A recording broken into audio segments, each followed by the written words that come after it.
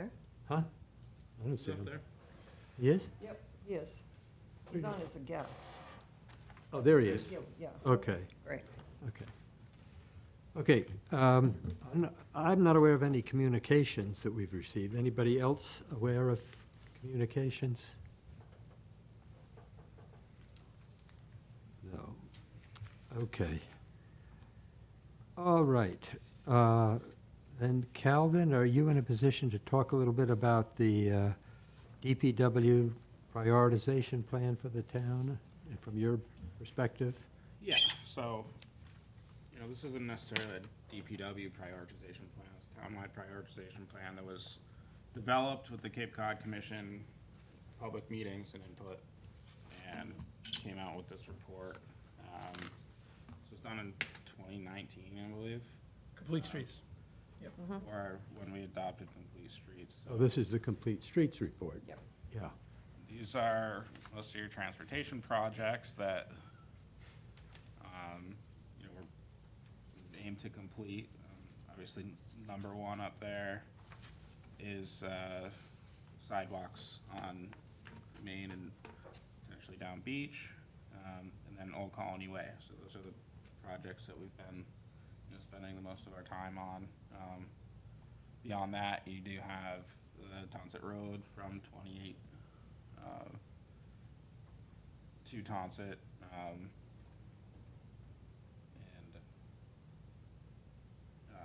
we can read down the list if we really need to, but this is how they prioritized it. We had potential dates that were in there. Obviously, we're well beyond those, but one of the things that you can notice as time goes on, these project costs get much more expensive. Yep.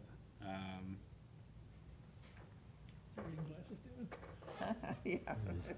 As- If anyone has specific questions about the list, I'm happy to go over it, but. Yeah. I have a number. I don't, does anyone else? Yeah, I have Number. two Ladies first. questions. Go ahead.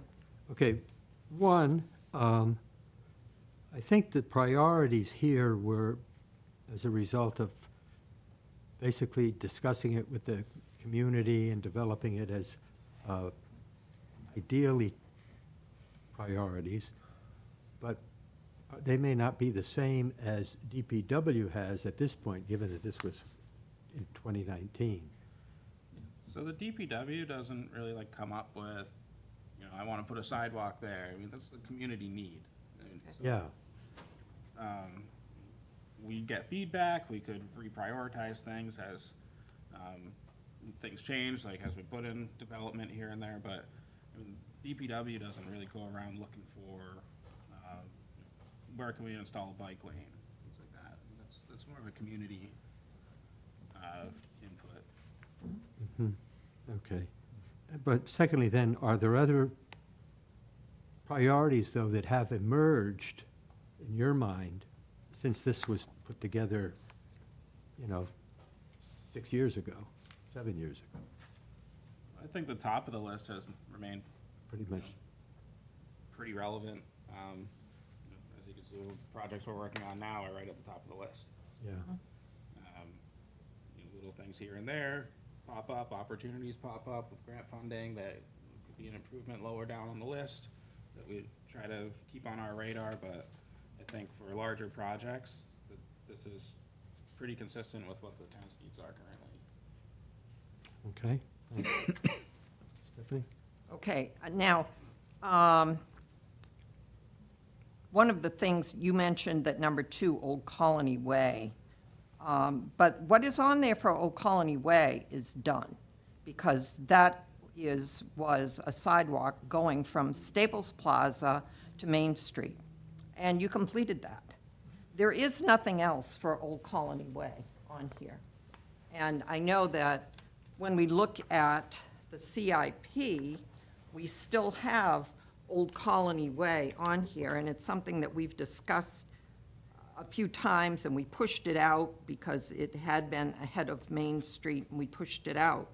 But I do think that's something that we need to discuss, whether Old Colony Way, you've done a lot of work on Old Colony Way with striping and satisfying what what the people who lived there wanted for improvements. You did that, you know, Tried to improve sight lines by taking out some of the spots when they come out. They have a better sight line by striping off some of the corners, their entrances and exits. But I think there's still more work that we could do. I think part of the issue that we were trying to manage over there was speed, have like a road diet, as we were looking at before. And then having designated multimodal options. The current sidewalk's in pretty bad condition. Drainage needs updating, so it was all part of that project. I don't think those sidewalks, I mean, that was, I don't know when those were installed, maybe when the condos were put in, probably. but they need to be updated. And then we started on the other end with that winter streets program. Yes. So those are ADA compliant. Mhm. And we'd like to follow that down the rest of the corridor. Well, I mean, just in terms of when we look at if what we're using is the complete streets, the only thing on complete streets for Old Colony Way was number 2, and that is done. Well, I do So, also think it says on the south side, and the south side is the Staples side. So that would be an additional sidewalk down the other side. well, this was the south side, yeah, but that's the only thing that's on here. So that would be a sidewalk down the entire. North side. colony. Yeah, but that, no, the south side is the Staples side. Right, so this says construct sidewalk on the south side from Staples to Main Street. Right, and that's done. You did that with, On with, the- Right, so, not down the entirety of the road. no, it isn't. But there is no entry on here for the rest of the road. What I'm wondering is, and I think what you're saying is definitely correct, that the sidewalk that's there is old and it's worn. But when, like, you have like usually, I mean, I don't know that you do have it, but as part of just a regular pavement maintenance plan, could a lot of what is wrong with Old Colony be done as part of that, as opposed to something major? We've had this discussion before, well, because it is on the CIP to spend a lot of money on Old Colony, and yet it really has not been identified by the town, like you're saying. You're looking at what does the town identify as the things it wants to move forward. So let's put Old Colony aside, okay? Can I just respond to that Yeah, before we go go any ahead. further, Yeah. Stephanie? Because I think we're mixing some apples and oranges here. Okay. You know, the DPW has an annual road program to improve the roads. Mm-hmm. And I think they've been magnificent in dovetailing that with sewer projects so that as they're done, we take care of drainage and water ahead of time. When the road is finally paved, it's a great road for a long time. Right. That's Good. been terrific. And Yep. and quite honestly, is probably on the edge of being overwhelming to a small-town DPW to do so many roads in a short amount of time. Right. But I wanted to talk about the Complete Streets program, because this Complete Streets, as envisioned by the state, is a funding mechanism that to encourage towns to adhere to state priorities to make roads safer for all users. So this, you probably participated in the process. I did as well. I coordinated it. And we took, a full solid year. Mass DOT paid for all the process and the work that we did to develop this plan. And as explained to me by the Complete Streets funders, you do not have to have a high priority project to be funded by Complete Streets, but they want to make sure it's on your priorities plan somewhere, because they understand the political realities of the way things get done. So I think I would be more comfortable either talking about Complete Streets or asking Calvin to talk about the priorities for the roads for the next year. But when we start mixing the two, I get confused about that, because the priorities for roads come from DPW. The priorities from Complete Streets are a funding mechanism, not necessarily a town program. Okay. Is that fair? That is, yes. All right, so if we're looking at what Calvin did provide to us with this Complete Streets, what does stand out is that there are 10 items on there that are just state, they're state projects. Numbers 9, 13, 19, 21, 24, what, I could go on, but those are all having to do with Route 28 and 6A. And they're not anything that we as a town or that the town DPW really works on, other than you interface with the state, right? So how is that done? Well, I mean, what, of those 10 projects, how do we push some of these forward with the state? I mean, you can always petition the state to start a project, and it also depends on the funding source. So if the state has money to do a project in your town, it could go to your town. If not, if the town has an appetite on a state road, you can get permission from the state to install a sidewalk down the state road. Typically, we like the state to pay for their own sidewalk. Sure. Yeah, which, you know, we have enough other things in town. So I guess those 10 items, if we remove those from our list, because those are going to be state-funded, so they're not anything that we're going to, at this point, need any town funding from, is that correct? Well, I wouldn't remove them from a Complete Streets priorities list, because if the town identifies a safety issue, say, let's take, you know, the intersection near the town library where, you know, 28 and Main Street come together, the town petitions the state through a project needs form to say that we think this is an improvement that needs to be done, and it belongs to the state, we'd like you to do it. Now, one of their check marks, is it on a Complete Streets plan? As a priority to be done. And I think that gives us a little leverage to maybe get that project designed and constructed by the state. Okay. In a lot of cases, in the past, we have used Chapter 90 funds to design projects on state roads, coordinated with the state, and then, because we're a small town, we wait until some other town has a political problem with a big project, and we say, hey, we've got a project ready to go. Okay. All designed, shovel ready, as they say. And that we've been successful because we're a small town and we've got smaller projects to fit in. So, you know, that strategy, to me, the most important thing with the state owned roadways here is to get 2 or 3 projects onto the tip in the next couple of years, because tip projects take 8 or 10 years to come to fruition. But the traffic probably won't get better in that time, so we want to be ready for that. Yeah, and I would note that number 29, which was the rotary on Route 28 and 39, was done. So that was one of the things on this list, and that has been completed. So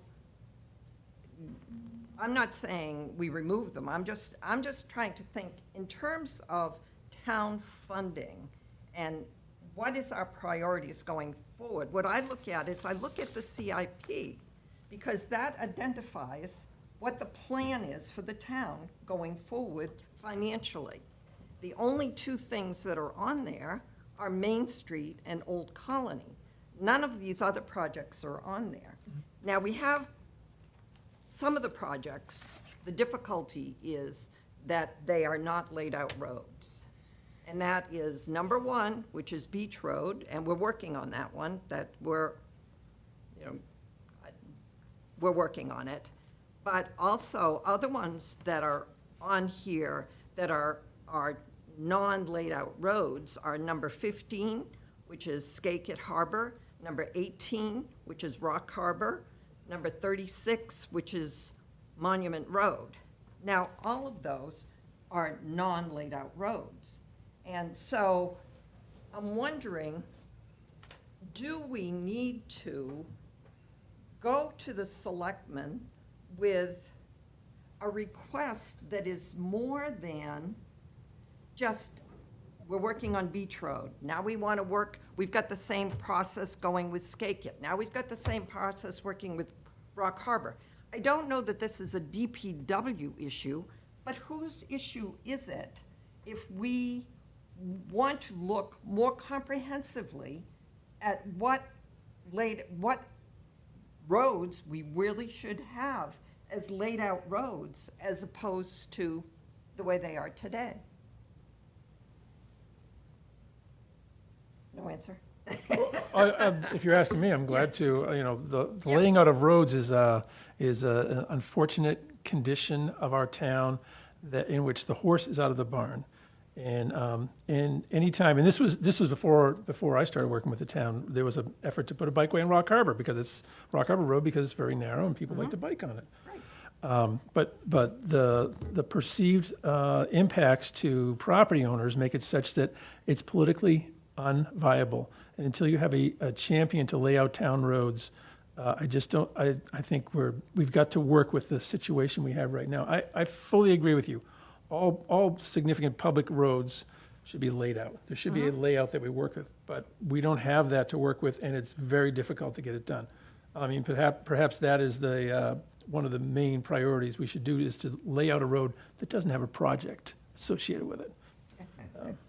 Yeah, yeah. Well, Like a right, monument road. Yeah, I mean, those 4 roads are very important to the town. They all go to some major recreational facility in town. Beach Road, Skagit Road, Rock Harbor Road, and Monument Road, and they're all very important. Meph, do you have any idea here of whether there ever would be an appetite to look at the whole concept of laid out roads more comprehensively than just on a one-by-one basis as we would be doing now?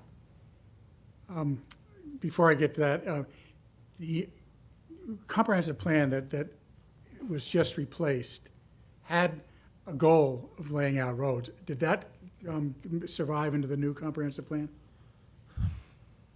I believe it did, because it is still an issue, but I'd have to go back and look at the text itself. But I do agree that having some, even a policy created, or a plan anyways, for the town going forward.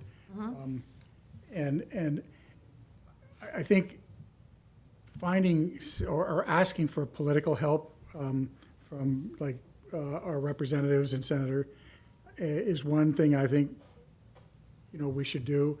And the other is through the Cape Cod Commission, see what help the town might be able to find politically from Boston. Because I agree with George that the effort to get something laid out now and whatever the cost would be difficult. But still, having the intent more stated or more out front than just in the comprehensive plan, and having some plan to do goal. it.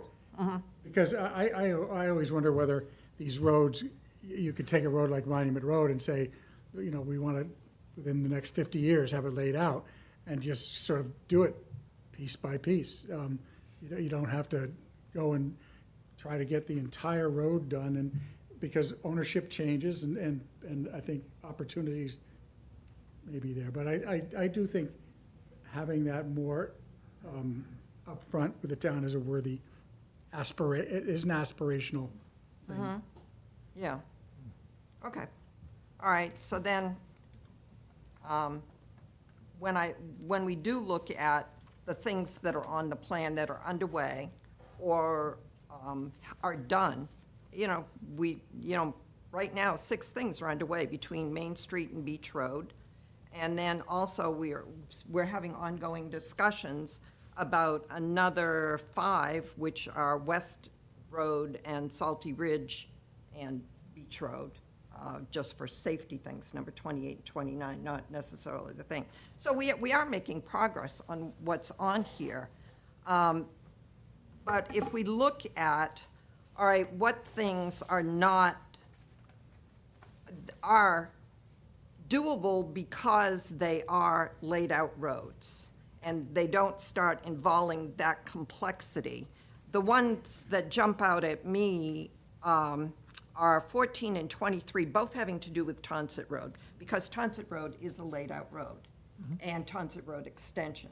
So it would appear that numbers 14 and 23 could be, and we've discussed this, whether we wanted to include Tonsett Road extension when we did Main Street, because it just flows so naturally. And we decided, no, when we do Main Street, we're going to start, the cost value is going to increase so much on Main Street that we would not at this time look at Tonsett Road extension. But those two of Tonsett Road extension and Tonsett Road appear to be, they're laid out roads, and they would appear to be something that is doable. And I just wonder if, as we're looking forward in the CIP, if it isn't something that we can start saying, okay, let's look forward. Let's prioritize where we're going with the CIP. Can we get something into the CIP for Tonsett Road extension and Tonsett Road? That from, looking at everything that is on complete streets, to me, those are the two that kind of jump out. I don't know if anyone else started looking at the specifics on this, but I thought they jumped out as a good next, if we're looking, beyond right now, we're working on Main and Beach, what would be the next good project? Stephanie, I think you brought up a lot of points there. We've spent so much time focusing on Main Street, and when we get that, how do we connect Main Street to, the 28 intersection where the police station is, and the schools there, you got the baseball games there, so improving that intersection and the sidewalk and connecting it to Main Street makes huge sense. And then your comments about the state 28 and 6A, okay, so you almost like bifurcate the list into two. Yep. It's what Orleans has to deal with and hope to get some funding. And then there's the state stuff. And then how do we shake branches, lobby, or prioritize to potentially get, say, the intersection by the police station? Is there money to be had? And where is it, if at all, on the priority list of the state?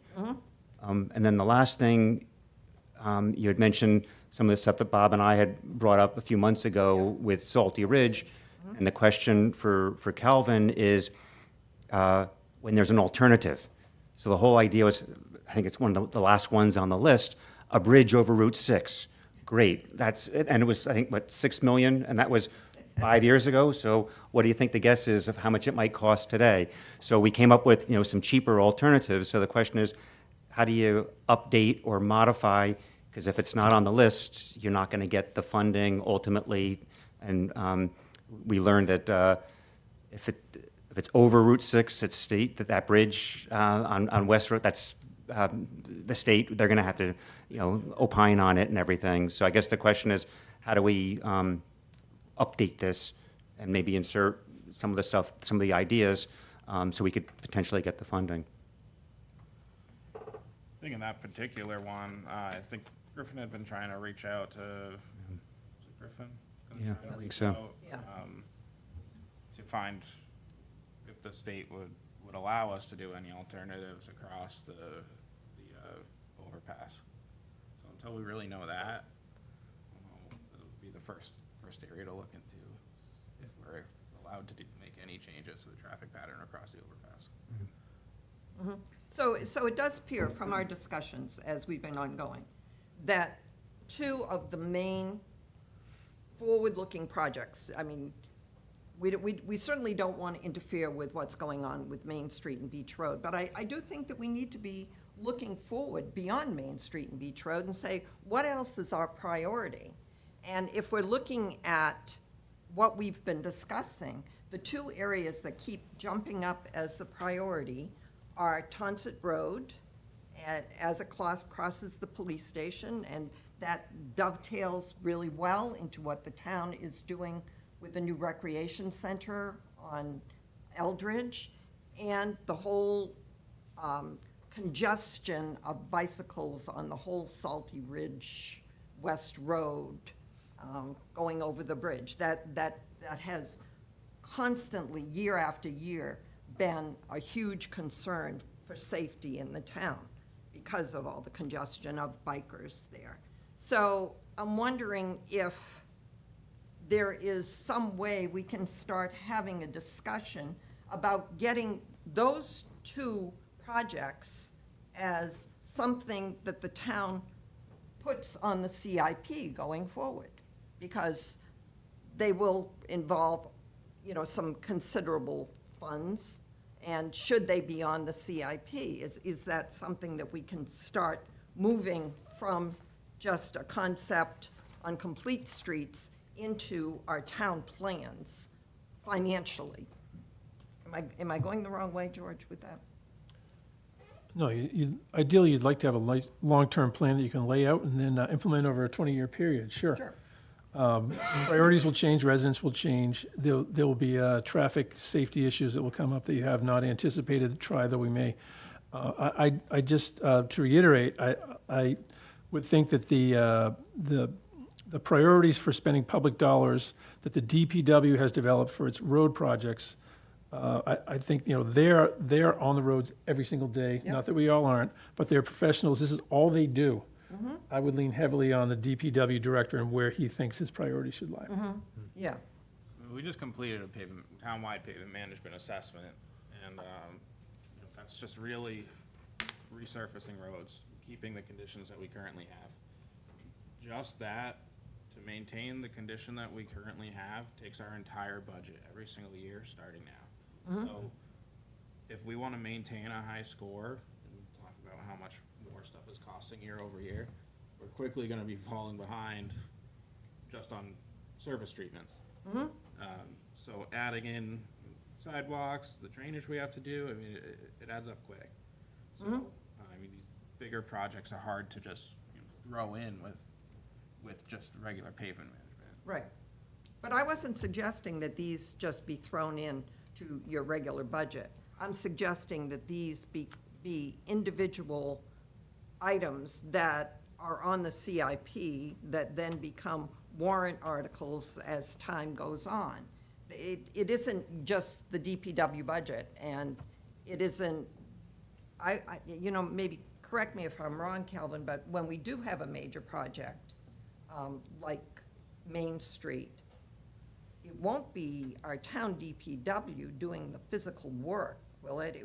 You'll be managing contractors, but it will be contractors that would be doing the work. And so when we're talking about some of these things, it is town money, and town management, yourself and Rich, but it isn't. It's not town labor. It isn't town labor, because town labor certainly is very scarce. Yeah, doing a project of this size is not in the capacity of the DPW. Right. As much as we'd love to do it.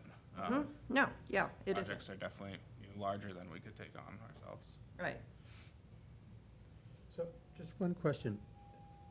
I thought before, when we were talking about that Tonsett Road intersection, and there was a feeling that something needed to be done there, but I also vaguely thought that the thinking was that whatever would be done would be in consonance with the sewer project. Is that not right? No, there's no. Which intersection are we talking about? So that Main, Tonsett at Main. Tonsett at 28. No, Tonsett there's Main. not Tonsett currently a Main. plan They that a want- sewer there's no goes through sewer that there for 30 intersection. years, yeah. No sewer going through that intersection. There is not a sewer system Oh, there planned is, for that location. there's not a plan yet. I mean, Well, for 30 years from now. oh, okay, so it's not in number, what have we? There's number not 30? currently, in our 16-phase plan, there is not currently a sewer that passes through that four-way intersection. Oh, okay. The town put together a plan to collect the most cost-effectively collect the amount of sewage that we need to Right. treat to protect our waters. Right, No more, no less. Yeah. It doesn't include that. okay. Okay, Biff has a- Question, Peter? Actually, I've got a couple of questions, but on that Tonsett Road intersection, I think Doug Prentice knows more about it, but the last conversation I remember is that that intersection is confined space-wise because ownership on the four corners is private. And installing a better and more modern light system that would have arrows and all that requires equipment of a size that can't be placed without acquiring, one way or another, land in that intersection. Oh, okay. That's my memory. There was some realignment that they were trying to do. Can I just jump in? I had my eyes, I got hired in 1998 when the town had a contract to get that done, so my eyes were very bright, and I remember it back then. The town was already under contract, Mass DOT was gonna pay for that intersection upgrade, and Mass DOT came in, they were mobilized, they staked the project. The next week, 700 signatures arrived at the selectman's office against the project. The selectmen at the time, Board of Selectmen, decided to pull the plug on the project, and it was only with a lot of maneuvering that the town, actually, I think the town did pay some damages for the mobilization costs for the contractor. So the state was going to pay for that. It's been a generation now. I don't think there's any bad blood or anything like that, but as I recall. Are my facts right? Yeah, I'm sorry, I didn't answer your question. I think actually there was plenty of right-of-way, but when people saw the impact on their yards and neighborhoods and how big it looked like the limit of disturbance was going to be, there was a bit of panic over that. That's correct. That's Doug? Yeah. Yeah, right. That's correct. I think they had bean poles in stakes in the ground on both They did. sides of the street. I remember it. I think, and George is right on about that, and that it just blew up big time. And I believe, yeah, you're right. The contractor did get paid for his mobilization and all that. So, quite a number of years ago. You guys got quick memories. What I really wanted to just sort of get in here, and it's more of a question, is the town going to appoint somebody like George or Calvin or Rich to be the liaison to the way out in the future Rotary project 28 and that the state is getting involved in? Yeah, the Eastham Orleans Rotary. And the reason I ask is that one of the intersections that doesn't get talked about a lot because it's not in Orleans is where Canal Road comes out onto 28. 6A. 6A. I mean, onto 6A. And that's a terrible intersection, and it would be really a shame if the planning for that rotary didn't include a solution for that. And I don't know who's going to be pointing that out to them, but I'd just like to make sure it gets on somebody's list, and I don't know whether that's going to be a planning sort of thing or a DPW thing. Peter, if I can just jump in, I think fire chief was initially was the person contacted about that in the town. And Jeff, I don't know if there was any discussion about Canal at that time, but I understand the DPW director has also been involved with MassDOT on this. That was a number of years ago now that I was contacted about that, and we did at that time talk about the Canal Road intersection as well as the types of crashes that happen routinely in the rotary. That has been probably 5 years ago that I was contacted for that, if not more. With this current iteration of the project, I have not been contacted or provided any information. Nor have I.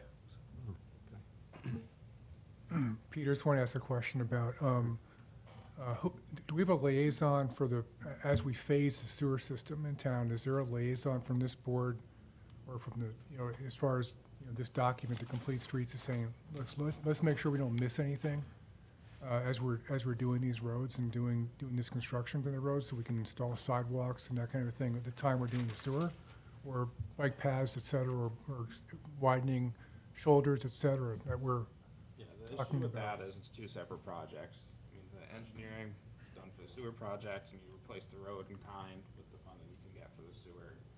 It'd be very difficult to have the two projects at the same time. It would have to be completely separate funding. Seems like if you're breaking ground for something, you should be able to try to dovetail as best you can and plan for the phases. If we know what the phases are going to be next, we can look at maybe trying to line things up and have economy of scale. As certainly understand the optics of it, but having that, two simultaneous projects like that would be very difficult to get together. And throw in burying the wires too, burying the phone lines. Right. Yep, Same, Same sort of logical premise. Right. appreciate the logic, though. Throw it in the trench. Yeah, well, It's, completely understand where you're coming from, but, it'd be very difficult to have those work together. And then the way it's funded would be unfair to that phase to be putting a sidewalk in it as well.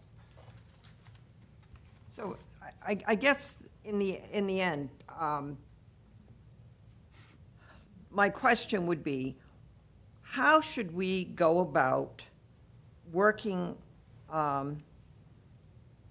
with you to get some of these projects on the CIP?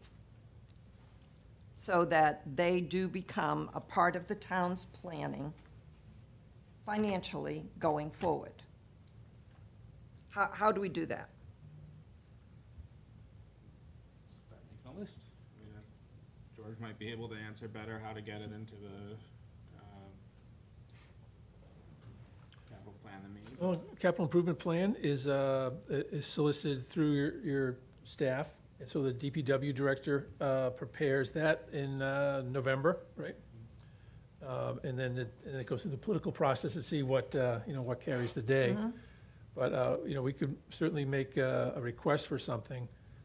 And I appreciate that you want to get some things done. There's just, I also appreciate that the DPW management has a lot on their plate I know presently. they do, I know. And the other thing is, as we're all talking, going back years, we're going back 5 years, 10 years of knowledge and things that were done. And Rich and Calvin are new to this, and they are just developing the way they have going forward, and I totally appreciate that. But just looking at, okay, where are we? I'd like to make sure that voices are heard, that, like we've been discussing, and the things that we as a committee come up with as being very important or should be the next priority for the town to be working on, that finds its way into what the town has in its 5-year and 10-year plans, just so we're not sitting here 5 years from now not having thought of any of this going forward. Having it be more than a concept out there, having it be part of our town's financial plan. So I guess, would it be helpful if we did something with a subcommittee to our regular committee where we did go through this line by line and came up with, okay, so we could give you some input, Calvin, as to, all right, here's what, looking at all of everything that is on the Complete Streets plan, could we prioritize these 5 items and work with you on that so that when we come up to November, if there is an opportunity on your part to get things into the CIP, we will have discussed and have prioritized what we as a committee see going forward? Yeah, I mean, I think there's a public process that needs to be involved to see what the community wants on Sure. prioritized.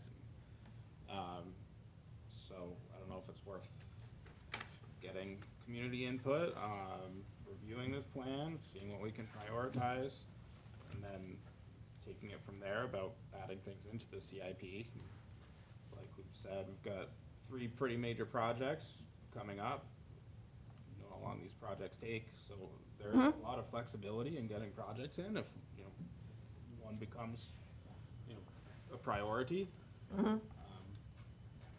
But if we want to review our priorities and Okay. certainly. Okay, I think the thing is, I think the idea of a task force makes sense, because we don't have to have the entire committee involved in that. I mean, before we would put something forward, they can review it, but I don't think this is equally important to everybody on I respectfully disagree. Oh, really? I think we're making this way too complicated.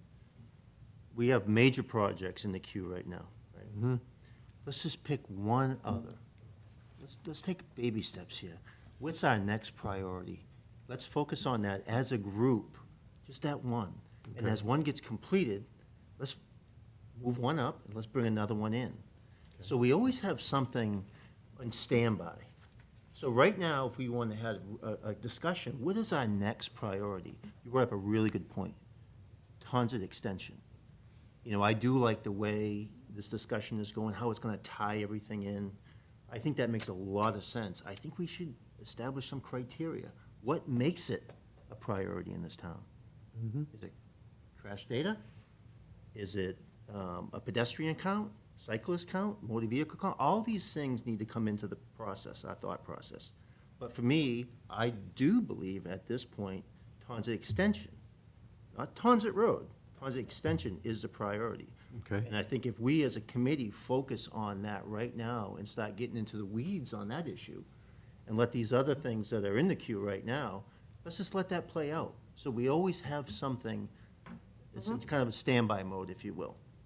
Just my 2 cents. And part of this Main Street sidewalk design will be considering future expansion down Townsend extension and includes that whole intersection. So that's all in the limits of work. So you know, Okay, we would be considering future expansion when this Main Street sidewalk is designed. So won't be part of this project, but hopefully set us up for the future. okay. Okay. So it would be like a natural next step. Follow, okay. You build off the system you have, and we have somewhat of a spine of sidewalks, including on Eldridge Parkway. We don't have crosswalks at the intersection of Eldridge Park and Tonsett and 28, and that is a state responsibility. But aside from the crosswalk issue, this Tonsett Extension feels like a Safe Routes to School grant application that could make a lot of sense. Yep. And so I think you build up, just like a sewer system, you build from your main line outward, and we build from downtown in the appropriate locations where we decide there's traffic or need for whatever reason. I actually think Tonsett Extension is an excellent next step. Okay. Any further thought? Okay, do we need to vote on that, or we just have, move ahead on consensus? I don't think we need to vote on that. Yeah, okay, all right, so that would be what we have in mind for the next attention. Okay. All right, thank you very I much. just add I agree with what the chief just had mentioned in prioritizing the next big one, but then the question is, what about all the other little ones? Do we kind of let them lie? Do we address them as needed? I mean, we don't want to spread ourselves too thin. That's the idea of, hey, let's focusing on the next big one, but what about all the others? How do we potentially, Can you give me an example of a little one? oh, They're all little on that sheet. they're only $1 million here or there, right? West Road, Salty Ridge. So do we just go silent on that and focus on the Tonsett Road extension? How do you potentially prioritize I think something like that? we can always have a conversation, and I think that as long as we just address one at a time, and again, and get into the weeds on the specific issue, Tonsett Extension is going to be interesting, because there's going to be state involvement in that, right? And that's going to complicate things a lot. So maybe we realize through our discussions that maybe that's not going to happen, and we have to move on to the next. You know, one of the things that's important to me when we're talking about these larger projects is we don't forget about the low-hanging fruit. We had a discussion not too long ago. These little things that we can do that doesn't cost a lot of money, won't take a lot of time, that we can improve our overall roadway safety. Right. And I think sometimes we're spending too much time on these larger projects that do need to be discussed, don't get me wrong. But let's not forget about these little things that this committee can address and hopefully have a pretty significant impact on the overall safety within the town. Right. Yeah. I just In wanted terms of what people in the community are bugged about right now, they tend to be some of these low-hanging fruit things. Right. You I was could- wanting to say too, from our meeting back in February, there's a woman that, the store owner from Adorn was talking about that crosswalk by the, what's the name of that plaza? Windmill Plaza, and of course, across from her store, she said she sees a lot of things happen that are really dangerous with cars coming through. So, to me, that's like low-hanging fruit, you know, put a speed bump in there, slow traffic down. There's places in the city, in the town that I think there's three places that I can see in my mind that those kinds of things and applications would be a good safety measure, you know. West Road, you know, coming off the bike trail and up by Salty Ridge, those are the other two that I'd see as maybe possibilities. So I think low-hanging fruit's a big one, you know, we need to kind of pick some of these things and make things safer. You know, I think we owe it to people. There's a lot of outsiders that come in here, come to town. They don't understand the nuances of some of these neighborhoods. Right. Now, I also want to say about the temporary speed bumps. I'm not a big fan of them. The one by going down to Skakit. I've seen people on bikes who aren't used to that being there, you know, and all of a sudden it's there, you know, and I know I have a friend of mine that fractured his pelvis by going over one like that. You know, one day it was there, and one day it wasn't there. Next summertime, you know, it's there. And he was like looking at people and he was going to, you know, off, just turned and hit this speed bump. Those things are very severe, those speed bumps. Yeah, I was gonna And get those under I- other and I- business that you're, Yeah, I mean, I brought it up to you, but let's put a permanent one in, if it makes sense. You know, it's much better engineering to have a permanent one put in place. Those are my comments on. okay, but we'll get that at business. now, the other, when we are talking about this, I know you were already working with the state with the crossing of Eldridge West and 6A, because you're already working with the state on that. If we prioritize also working with the state on one or two other projects, one of them being Tonset 28 and Eldridge, then, I mean, Eldridge is the thing that ties both of those two together. Can they be combined in working with the state as one priority, that something that is high priority with the town when you're working with the state? They don't typically group things together for us, unfortunately, but I think the project you're thinking of with Eldridge 6A and West Yes, realignment yeah, is outside of the state layout, so we're not working with the state for that. It's a grant application, but it's outside of their, state road layout, so we're not really working with them on. okay, I'm mistaken with that, sorry, okay, all right. All right, that's. Okay. Thanks.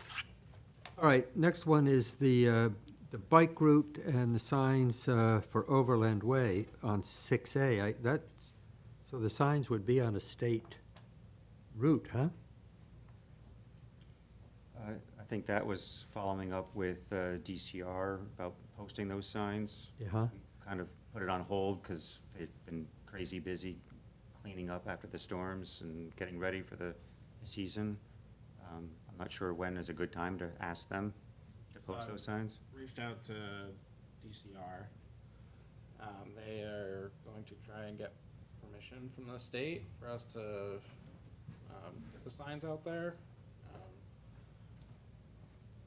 They gave us signs, we would install them, just looking if they can get the permission from the state easier than we can. So just this week, they gave us signs, bike route signs. Oh, they did? Yeah. And does that constitute permission? Does not constitute permission, but we'll have the signs that we can put on Overland Way, 26A. We just have the one sign that would end up in the, you know, the state road layout that we would have to get a access permit for. So they're now giving them to you, because I guess back in the winter, they were saying they could post them, but that was before they were bogged down with all the storm stuff. Yes. Yeah, okay. We were given the signs to install ourselves just this week. So, hoping they can help us with the access permit. Okay. All right, anything else on that one? Okay, well, this Griffin was gonna talk with the Cape Cod Commission, on the GCR, on the rail trail interchange with West Road, but he's not here, so we'll save that for, We'll put that on future meeting. yeah. Okay, Main Street discussion of next steps forward. Is it basically, Calvin, to go forward with an RFP for the next phase of work, or do you have an ongoing contract with somebody that does that? How does that work? So we develop an RFP, advertise it, interview, Right, and go with the best fit. okay. And how much, I mean, do you, in the RFP, you would indicate that we're talking about a 5-foot wide sidewalk on the north side? I mean, we're rather specific in, not the super details, but generally. Trying to come up, we have our conceptual plan, our chosen alternative, and we would give a scope to an RFP, and we move forward from design. Okay, and can you estimate how long it would take to put together the RFP, and then you allow, how much time do you allow people to respond typically to an RFP? I think, Is it like 30 days or 60 days? you can choose, but I mean, 30 days. if they- It'll take you 3 months until you have somebody under contract, I guarantee you. Oh, but, okay. and, Yeah, that's the way it goes.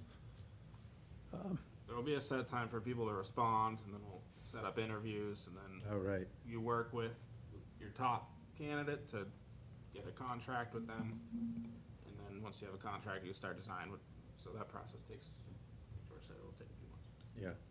But you have any idea of when you would, We'd like to start getting the ball rolling in July, okay. funding's available. I have a Okay. question on Oh, that. that's right, it's in the next fiscal year. Okay, Right. I have a question on that. One of the things that we had talked about, that we were hoping to have done, was finding the crunch points, because we had talked about, you know, the hedges, the cemetery ridge, that these are all crunch points on Main Street. And that before we came out with a decision on what it is we wanted for the design, we would like to know what those crunch points were, so that we knew at those crunch points what was going to be able to be put in those tightest spots on Main Street. And so I thought that was something, we had talked about possibly trying to do it under the feasibility study, but you had said no, because not under the feasibility study, under the field survey. But you had said, no, you couldn't do it under that field survey contract because you already maxed out what was in that contract with VHB. And so we don't have, at this point, an idea of what those crunch points are, how much space we have. We know exactly how much space we have. We know where we would potentially need an easement. I mean, some of the things that we were talking about as a crunch point were like hedges. I mean, that's, and it's in the road layout. The hedge would be removed.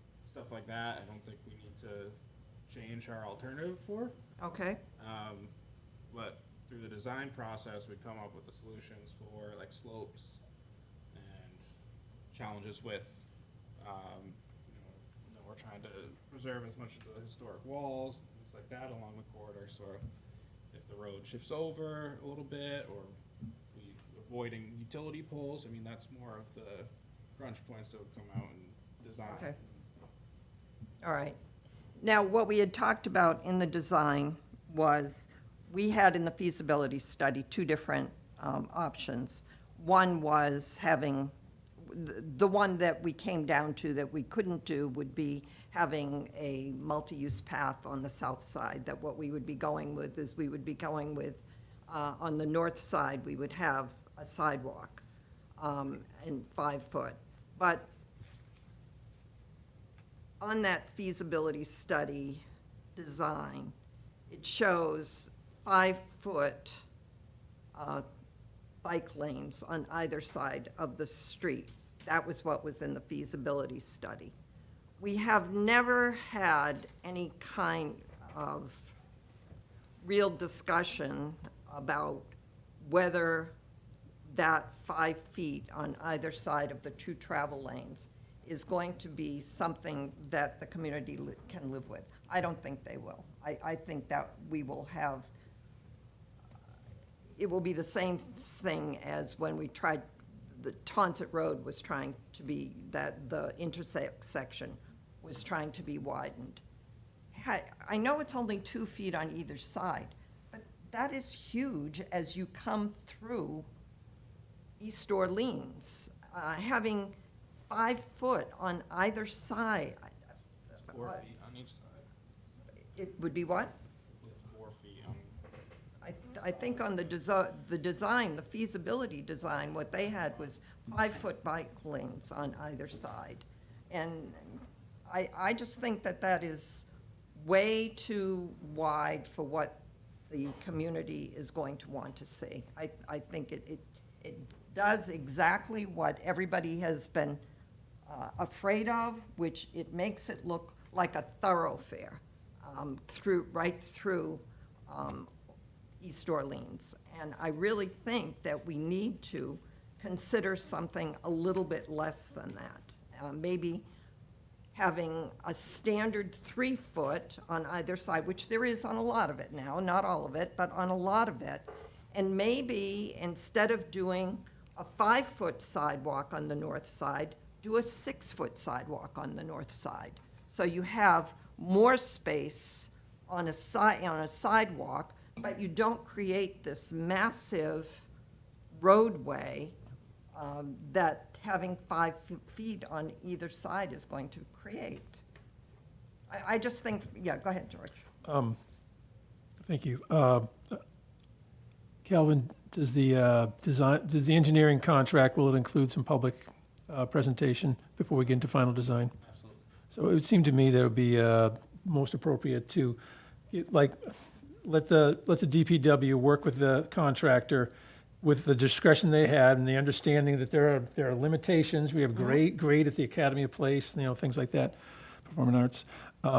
And then just come back with a public presentation of something that's more concrete, because we've had a lot of theoretical discussions based on a two-dimensional set of lines going down a road on a piece of paper. And I think we've kind of exhausted the value of those, but they do bring up the issues that will definitely come up. Let's let them come up with the final design engineer in the room so he can adjust it.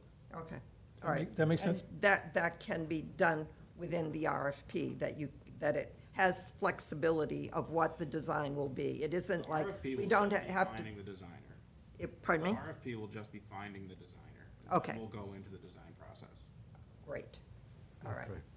That answers my question, and thank you. Okay. Anything else there?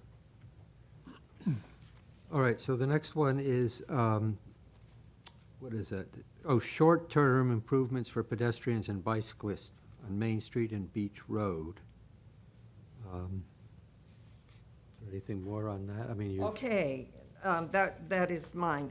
What I included in the packet was, what I think was Bob and Joel had suggested was that at our February meeting, we had a lot of suggestions, input from the town on just what everybody's been talking about, the low-hanging fruit.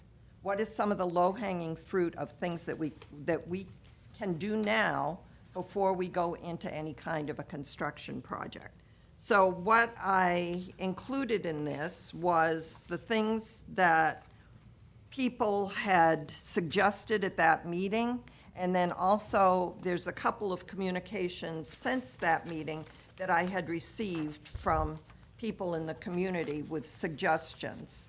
And so, I mean, I don't know if y'all had a chance to look at what these are. A couple of them do fall right into the complete streets suggestions. I think that on complete streets, numbers 27 and 28 had to do with Beach Road, the installation of speed tables on Beach Road at 3 locations. That was number 27.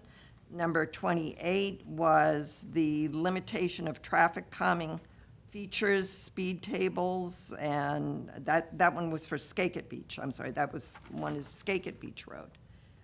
So there, both, some of that is in the complete streets design.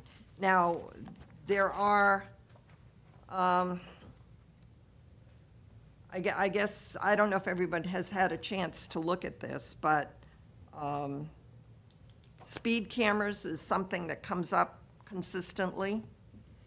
Are they illegal in Massachusetts? They're illegal They are? at this point. I know the legislature is looking at this, but right now, they're illegal. That's off the list. Okay. Another thing was speed bumps. It was indicating 3 different places on the complete streets, and it's, one of the questions is, are speed bumps like at Skakit Beach a possibility on Beach Road? Speed tables. Yep. Yep, So something with that, I think the purpose of the speed table we purchased was to be able to move it around and pilot it in certain areas. So there's areas that we want to try and move forward with a permanent speed table and move that to another area. And we definitely received plenty of resident feedback on Skakit. Ended up moving it into a better location. We haven't been getting the negative feedback we had before, so we definitely want to go through that process before picking locations for permanent speed tables. So if we want to, if there are areas that we want to look at future speed tables, we are able to move that. another, okay, that's one thing. Another thing would be reducing, Yeah, I'm a fan.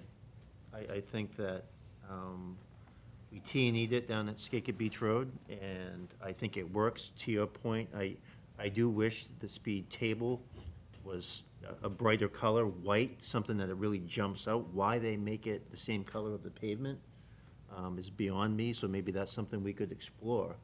The one thing we have to be very cautious of is that when you put a speed table on a roadway where there's currently excessive speeding issue. I know Meph and I, we talked about Monument Road a lot, and I know that's near and dear to your heart. But if you have a vehicle that's hitting one of these things at 40 miles an hour, you're gonna have an issue. So it's almost like finding a roadway where you can condition the drivers through signage and other means. So I think putting it on a roadway that's 40 miles an hour, or even where the mean speed is 35 miles an hour, we have to be very, very cautious. So if we were to put speed tables on Beach Road, that's something we'd have to put a lot of thought into. And it will significantly change the whole dynamic of that roadway. Maybe for the better. I'm not saying for the worse, but it's something we'd have to spend some time on. Let me ask you this, we put together these criteria for crosswalk markers. Do you feel a need to do that for speed tables, or you have a sense, without doing that, as to how to evaluate any requests or suggestions for speed tables? Yeah, I think at this point, my level of expertise is just that, a sense. I would probably need to educate myself a whole lot more in terms of establishing specific criteria for this device. And, that would be something, but to me, it's be honest with you, it's kind of common sense. You're not gonna put a speed table down where vehicles are traveling 40, 45 miles an hour. It's basically, where do you want to have traffic slow down? You know, where do you want it, where are those pinch points where, you know, as a community, traffic's got to slow down at that point? And that's And that's kind of why- what I think, you know, and you need some kind of protocol. How do we go about that? Do you That's why actually- the Skate Beach Road, I think, worked out so well, because the roadway's coming to an end. It's coming Right. to a parking lot. You want vehicles to be slowing down here. Right. Or you're in an area, like Main Street, for example. It's a congested area. It gets very tight. Vehicles aren't traveling 35 miles an hour through there. So that would make a lot of sense. So you'd even slow them down even more. But to put these on some of our secondary roads where the speeds are elevated somewhat, I would be very cautious. I would encourage people on this committee just to drive down West Road as you're coming, as you're going west, I guess, or towards the bay. And you're kind of coming down that, it's kind of a bend, and it's going downhill. Cars do kind of move along there, and conversely, going the other way, it's another bend coming down. This is where the bike path, Cape Cod Rail Trail meets West Road. Those are 2 points where cars are coming down a hill and the other one coming around a bend. And just take the drive and just see what you think, you know. And I think we just need to figure out, you know, where do we want cars to slow down? Do we want to do any studies to figure out, you know, time of day when people are traveling too fast and people on the road with bikes and kids? And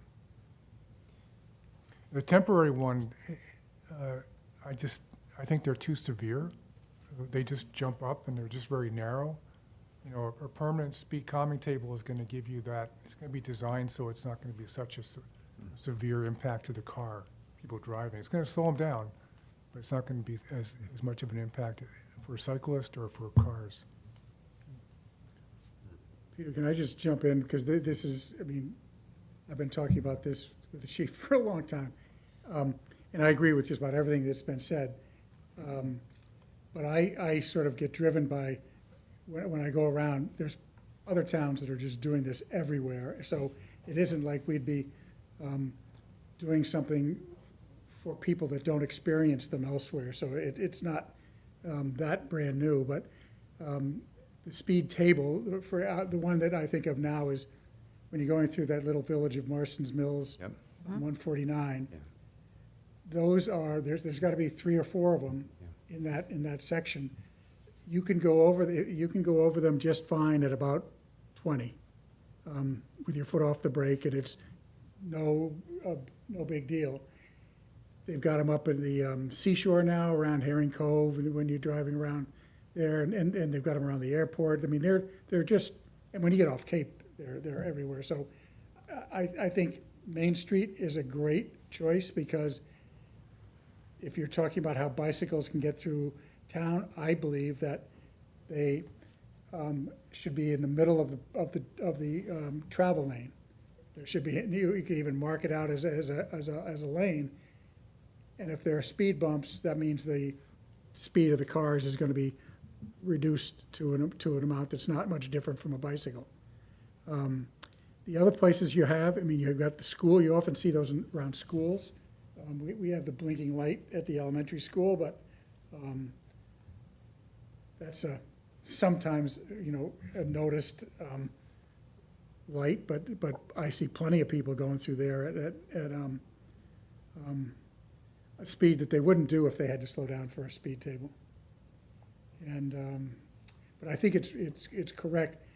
You can identify probably 4 or 5 major arteries. Main Street, Monument Road, Tonsett Road,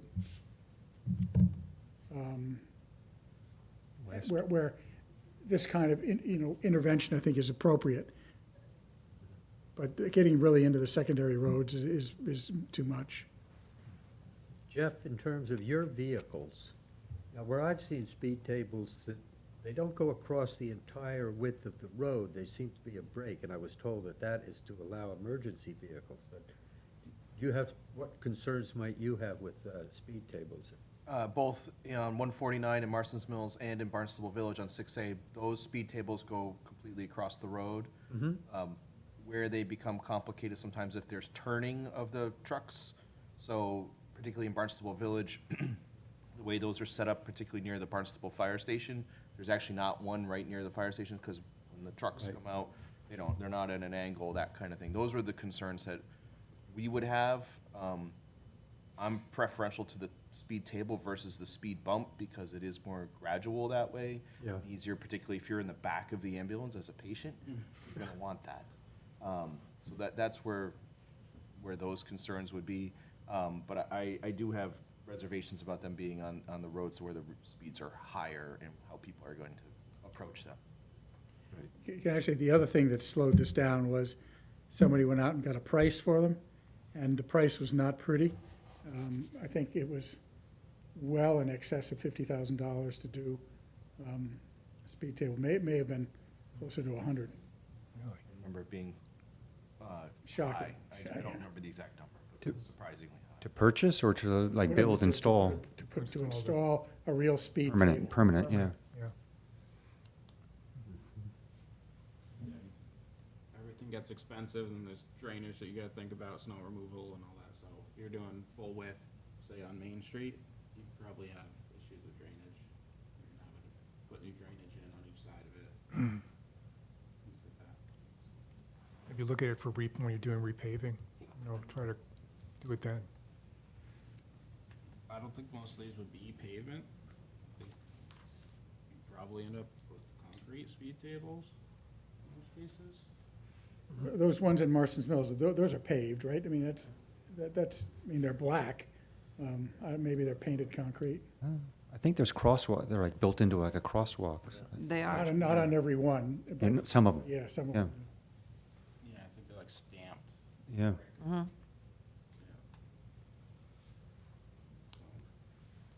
Okay, so Scott, from your standpoint, what's the appropriate next step?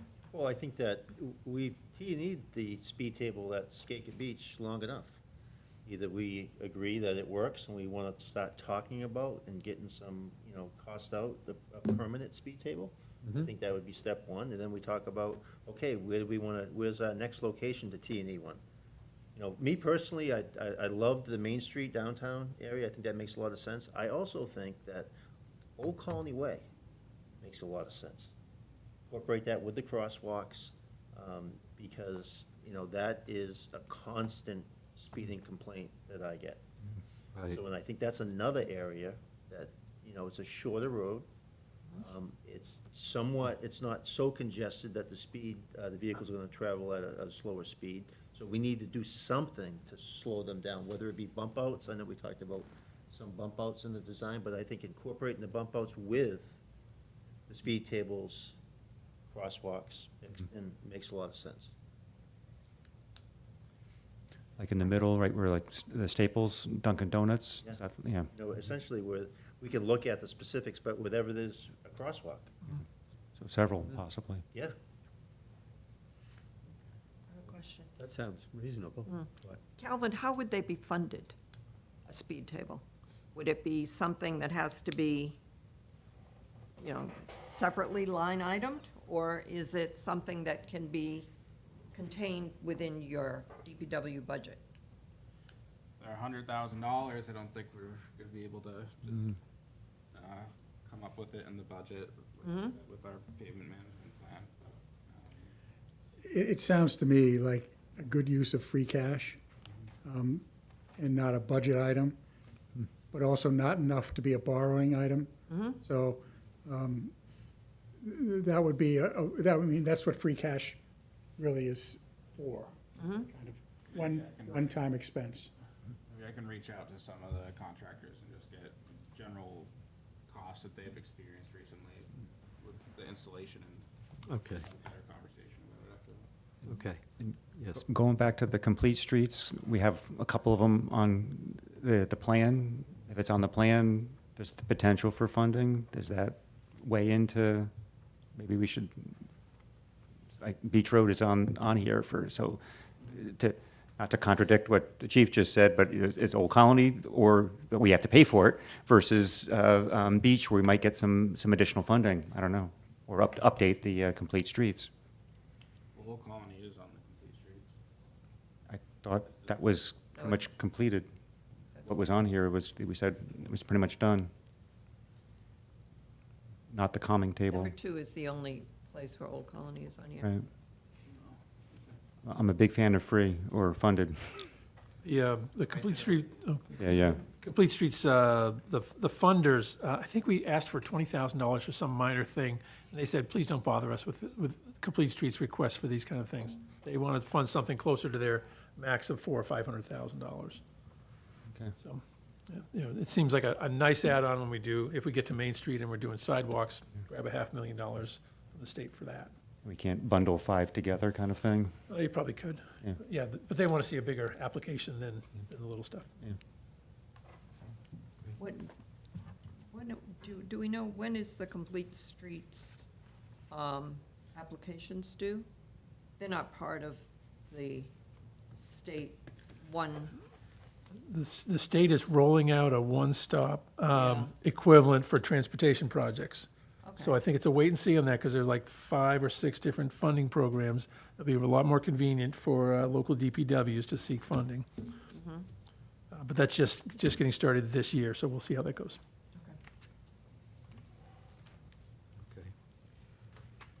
Okay, let's see. Or, I'll just summarize too. I mean, I don't know if there's anything else that is on that list. This really wasn't my list. This is just public input, what we've received as suggestions for the public. Joel, I think that you were the one that asked for that, so I don't know if you had any comment on anything other than, it seems like we've concentrated on speed tables. I don't know if there was anything else in there that anybody saw that they thought would be something that we might want to proceed with as low-hanging fruit, as you had mentioned. Just one thing, I'm wondering, potentially narrowing the lines on the end of Beach Road. I don't know if Calvin, Chief, if you have, comments with the emergency vehicles and stuff, but maybe not the whole way, but closer to the beach. If it's a narrower road, or at least the lines painted, it would slow the traffic down. Yes, I'm not sure what they're currently marked at. We did that on Main Street when we restriped, made them narrower to narrow down the lane and try and add more shoulder room for pedestrians. That was done on Beach Road too. So I think that it matches Beach now. They're the So same? that's kind of like how narrow we like to have them. Once you get more narrow than that, it kind of creates other issues with people not feeling confident in their lane. It's like Skakit is narrow. I think Skakit is much more narrow than Beach. At least when I measured it Measure before. that when Skate has a lot of turns in it, so I don't know if it's perceived as more narrow, but There's no shoulder. well, the roadway itself, right, the marked lane, yeah. So the fog line to the yellow is the same width. Okay. Now, do we still have from last month the question of the positioning of the street signs that we have acquired or are acquiring? I thought you were going to work with Bob and with Joel. Is that still going on? Yeah, we did. It's ongoing. We met and reviewed a bunch of locations. We ordered 10 signs, and I did follow up with our sign guy. Only 4 came in. So we're thinking we might just return those and get the updated ones if we're gonna be waiting on, signs, so we're consistent going forward, and we don't have outdated signs being installed to begin with. And then, we outlined in phase 1, pretty much just some replacements of the share the road signs, maybe some, relocation of those, and we'll start there. Okay. Yeah, I think it makes sense to get the up-to-date signs and not have mixed signs. George, do we need, you pulled together the crosswalk policy, but then we need to somehow present that to the board, is that correct? That never did go to the Board of Selectmen. Yeah, Right. yeah, I think the chairman should make should bring it to the, we're just an advisory committee, we should bring it to the Right. Selectmen. Let's see if we can't get on, maybe give an update and, tell them what we're doing, well, what Highway Department's doing with Main Street, yeah. Yeah. Okay, Sure. Let's see if we can't get on the agenda. great, thanks. Question, Peter, back to this, the list. Number 27 talks about Beach Road, installation of 3 speed tables on Beach Road, these locations. Do you guys know what locations they're talking about in this? I don't know. Does anybody know? What was it? On the complete complete streets, streets, number number 27 12. says Beach Road install 27. speed tables. 3 locations. I'm just wondering what those locations are. Don't know. I'm sure one of them is around Nauset Heights Road. Probably in Yeah. both, probably I in was both. wondering if it's by the windmill. I mean, can this be something we can incorporate with the engineering study to look at, when we're doing the sidewalks, to say, okay, maybe we can squeeze out a speed table here or there, Yeah. you know? So we have the feasibility study for Beach Road. We go forward with any sort of design, then certainly incorporate that. It'd be a time to do it. And then since it's on there, we might be able to get that piece paid for. Okay, let's see, what else do we have here? Okay, on other business, I don't know, Bob and Joel, do you have anything more to say about, you've already talked about the speed tables, and the criteria, the criteria for crosswalks, we've already covered on that. Okay. Okay, agenda setting for July 6th. Okay, July 6th is sort of the end of the 4th of July weekend. Are we able to get a quorum for that? I'll be out that week. I think you ought to just, Pardon me? Mr. Chairman, is there any pressing business we need to take care of in early July? I don't think so. Now, then August, no, we could still meet in August. Yes. Right. September, we were smack dab on Memorial Day. I'll see if, it's Labor Day. But I mean I'll- Labor Day. I'll try to see if there's another September date that Okay. might be available for the town, and when we next meet, see if that's good for everybody. Let me tell you the things that were possible July 6th topics, and I don't think any one of them is something that is time-sensitive.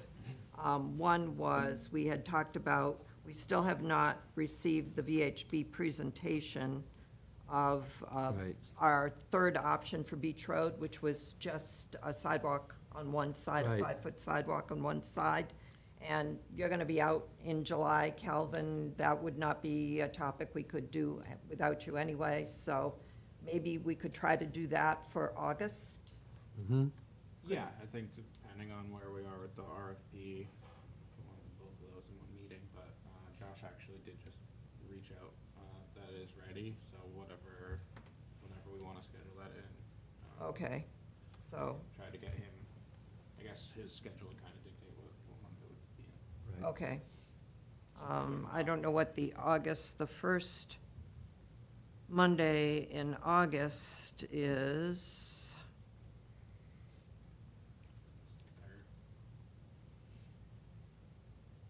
Yep, August 3rd. Maybe see with Josh if he would be available on August 3rd for that? Okay. The other thing was the speed reduction tools available to the town. We had talked about this last meeting, and you had said you already had the two of you, Scott and Calvin, you had already approved the signs for Nauset Heights Road, so that the one area that we heard about a lot, about speed reduction, that has been solved. But is it something that we do want to talk about perhaps in August, or is everyone comfortable we don't need to? That would be, I guess what we would be discussing would be what's our town-wide Yeah, opportunities. please forgive me, I don't remember exactly what that was. Could you refresh my memory? It was, you and Calvin were going to review with the state, and I think, Calvin, you did have the information, what possibilities the town had for spot reductions or overall reductions in speed. Yeah, what are our options? How can we Yes. post areas? What are all the things? Because there's been some recent changes. I say recent, I mean the last 5 years, about options municipalities have. I know Calvin had reached out to the DOT rep on that matter. It's not easy getting them to respond. So we will continue to work on that, because we really want to sit down with someone from Mass DOT to properly educate us. I think we have a pretty decent handle on what our options are, but we're certainly, it's ongoing. We'll try to have Okay. that communication with them as soon as possible. Okay. Okay, so that certainly wouldn't be time for July, so I'll check back with the two of you before an August meeting and see if it's something we can put on the August agenda. If not, we'll move it off to September. Does that sound all right? Okay. Those were the, in terms of review of an RFP for Main Street design, that's going to be, That's going to be, you wouldn't have that ready for July anyway, so would that be a good August topic, or do we even need that? Is that In something? my opinion, this is now a staff function to get this Okay. design out the door. Great, Right, all yeah. right. Great. I can certainly give an update, but yeah. Yep, I mean, the way you described the steps, that's Tell you where gonna we be are. more than 2 months, yeah. so just an update, and that would be in August, okay. Yeah, I mean, is everybody in agreement that we skip July and shoot for August as our next meeting? I certainly am. second. Okay, Okay, yeah, all right. Thanks. All right? Anything else? We Could have I to add do something? The approval of the minutes. Could I add something possibly for the next meeting? In the spirit of low-hanging fruit, low-hanging fruit isn't necessarily, it might be cheap, but not easy. E-bikes. Major concern countrywide, the state, a number of our neighboring towns are doing things. The rail trail is very concerned with it, and they've been trying to reach out to the different communities that are bordering the rail trail. I did exchange a couple emails with the chief as well. It doesn't fall in the lap of the police. It's unfair to say, hey, you guys handle it. And is it something that potentially our committee, working with the police, are there some educational kinds of things, social media kinds of things, communicating with the schools? There's a lot of kids operating. It's not necessarily the Class 1 e-bikes that are going 20 miles an hour. It's the e-motos that are going 35 miles an hour that are, they're kids popping wheelies all over. I see them, I'm sure everyone, sees them. And the question is there some raising awareness to the parents that we could potentially do, and working very closely, obviously, with the police department as well? Well, one thing in terms of educating ourselves, I'm positive that I read in the paper this past week that Governor Healy has sent a proposal to the legislature that would have classifications of, like you say, it's more than just one kind of e-bike, or micro mobility is what they call them, and that there were going to be categories, and that they were seeking some kind of, I guess you'd say, regulatory framework. And so that's just going to the legislature now. Did you see that also? Do you remember that? I think I forwarded it to the committee, didn't I? Oh, did you? Press release, Okay. yeah. Oh, I saw it in the paper. Yeah, this is a significant issue on the national stage, without question. I think we've all seen it on the news where it's a trend with our young folks, where they're all getting together, sometimes hundreds, with four-wheelers, these e-bikes, dirt bikes, and they're taking over areas. Believe it or not, we have a small group in town, very small, on these e-bikes. And they're running from the police. 60-year-olds that are doing Yeah, that? I don't know, but these, they're. How do they do that? They get off the road? They're gone. They give us some hand gestures and some Wow. verbal communication. Wow. And then they take off, and they're fleeing from the police. We're gonna be making some policy revisions to address e-bikes within our pursuit policies. So this is reaching out and touching all of our communities. This is a significant safety issue. There's no question. I think in more of our urban environments, we're seeing a lot more. Boston, this has become a huge issue. If the state can't put laws in to help the police, I think we need to take a hard look at a local regulation to see if that can help. And I know there have been some communities, thank you for your work on this, that are already putting these things in action. To enforce it, you're still gonna be able to catch them, so, which is another issue too. But yes, we are dealing with this issue locally. Are they giving them the New Jersey salute? They certainly are. But that's, last Saturday, I was downtown for the pop-up practice at the community center, and at the end, there was 4 or 5 kids coming down Main Street, I mean, literally in the travel lane, doing the wheelies and doing the whole thing. Just, it's unbelievable. But did somebody bring up traffic cameras earlier in this meeting? Yeah. Yeah. Because one thing, I mean, it's not exactly the same, but it's very similar to the whole thing we had with skateboards about 20 years ago. The skateboarders this was maybe before the skate park, and they were going on to parking lots of businesses and using,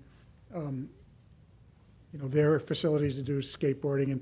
And ultimately, the private property owners, for instance, Friends, which is a place that I've seen some of this going on, they could put a camera there, there and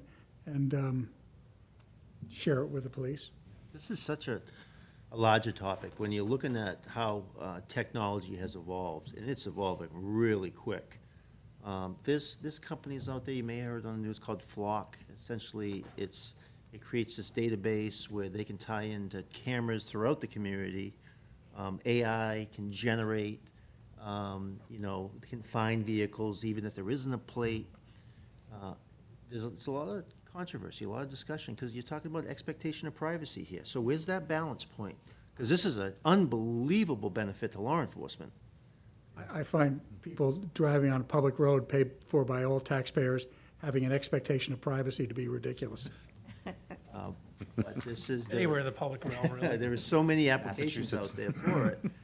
So the red light cameras, radar devices that can capture an image of a vehicle, those are all out there. It's really a matter of when is society ready to accept that. And there's legislation that's like pending, right? I mean, they just can't get it across the finish line. Yeah. My daughter lives in Florida. They have the red light cameras. New York does too. So they're out there. They send you a ticket automatically, right? Yeah. Yeah, Connecticut Yeah, has I- it. with the picture. I've got one. With the picture. So did my daughter. That's how I know about it. She's smiling. No idea. She was thrilled. Go through. So it's just that, and the thing is it really about safety, or is it about generating revenue? And that's a thing that is discussed. That's, and for me, in my position, it's always going to be about safety, and reducing accidents. But I would add a third thing to that is lopping off some of the traffic responsibilities for the police department, because it's a ridiculous waste of money to be, spending significant time on traffic violations, and that just, which aren't, it isn't necessary to do that. There's a lot of ways to Yeah. accomplish that without sending, you know, an expensive police officer out to sit in the car. Chief, can I ask, do you think it's something that you guys handle it? Is it a task force within this committee or overall committee? You know, what do you think a good way to address it going forward, if at all? I can give you my basic philosophy on technology and its use in law enforcement, and Meth, you probably heard me say this many times. You don't want to be the first, you don't want to be the last. Okay, let's let another community T&E it, let them test it, let them make mistakes. Let us learn from those mistakes. And then when other communities have this dialed in, they get all the kinks worked out, then we take a hard look at it. And I can say the same thing that we're dealing with body cameras right now. We're gonna be looking for funding coming up in the town meeting in the fall. It's just, we've done our homework. We've let other communities test these devices. And now I am confident, without question, all the kinks have been worked out, the policies and procedures are in place. Feedback from the chiefs that I've spoken to, we're ready to take this move without question. It's time. Same thing when we start getting into other technologies. We'll take that same approach. And some successes that may have, Marblehead, for example, was, they spoke at the Safe Routes to School webinar last month. And they have a few things that they've done that's been successful, so it's kind of replicating. If it worked for them, talk to them, maybe it's something that could work here. Exactly. Nantucket, another example where they've done some stuff that's, and had some positive feedback, and And what is, it might be right in one community, but is it gonna be right in our community? That's one of the things that we take a hard look at. Okay, so I think we then all have the responsibility to become smarter on these issues and perhaps share certain key pieces of information, and I agree certainly with that approach. Don't be the first, don't be the last. Okay. Okay, approval of the minutes from the last meeting, from the May meeting. A motion? So moved. So move second. Second. Any discussion? Okay, let's vote. Aye, Jeff Green. Aye, Calvin Sutton. Abstain. Abstain? Aye, Peter Algar. Hi, Stephanie Gaskell. Hi, George Meserve. Hi, Joel Porton. Hi, Bob McDonald. Doug? I, Doug Prentice. Okay, thank you. All righty. Any motion to adjourn? So moved. Second. Second. Any discussion? Nope. Okay, do we have to vote? Yeah, I guess so. Yep. Okay. Aye, Jeff Deering. Aye, Calvin Sutton. Aye, Scott McDonald. Aye, Peter Algar. Hi, Stephanie Gaskell. Hi, George Meserve. Hi, Joel Porton. Hi, Bob McDonald. Doug? I, Doug Prentice. Thank you. You're now.